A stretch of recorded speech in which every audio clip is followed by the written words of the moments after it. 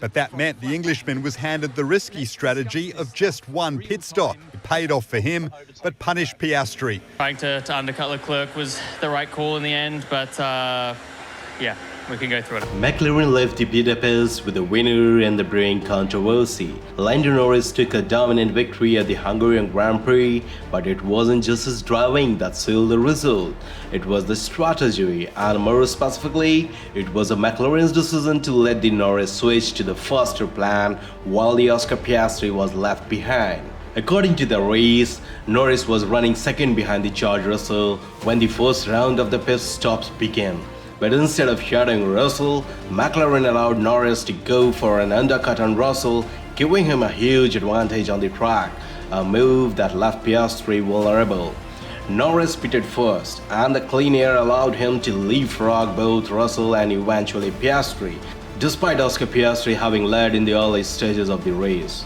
As Planet F1 explains, by pitting the Norris first and opting for the undercut, McLaren handed their lead driver a powerful strategic edge, and with it, the win.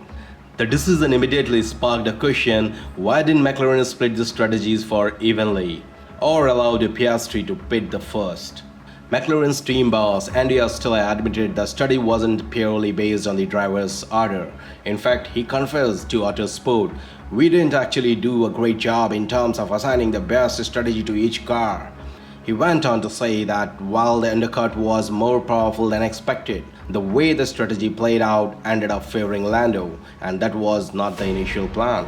For Piastri, it was another bittersweet day. He led early on and looked poised for the potential maiden win, but ultimately had to settle for the second place. The young Australian remained diplomatic, but it was clear the frustration was bubbling under the surface. Meanwhile, Norris was quick to praise the team and his result. "It's a perfect way to go into the break," he told the Formula One. "Winning here beat Oscar, it feels amazing." But not everyone was convinced it was just a strategy. Many observers believe Norris is now being prioritized within the team. His consistent podium finishes and growing stature within McLaren may be tilting the balance. As the race notes, McLaren has not made a habit of favoring one driver, but Hungary raised the eyebrows, particularly because Piastri had to track position early and wasn't given the undercut opportunity. Even the McLaren's post-race analysis revealed the team didn't expect the undercut to be that powerful, something Stella openly admitted. "We didn't anticipate the tires advantage Norris would get from the stopping first. That's something we'll need to review internally." This decision could have long-term consequences. With the Norris firmly established as the team to the leader and the Piastri eager to prove he is not just a number two, Hungary might mark a turning point in the McLaren's intra-team dynamics. As the F1 circus heads into the summer break, one thing is clear: McLaren left Budapest with a win on paper but a tension brewing underneath. And if the Oscar Piastris continue to deliver performance like this, accept the strategy questions to get louder. Because in the Formula One, it's not just about the fastest car, it's about who the team chooses to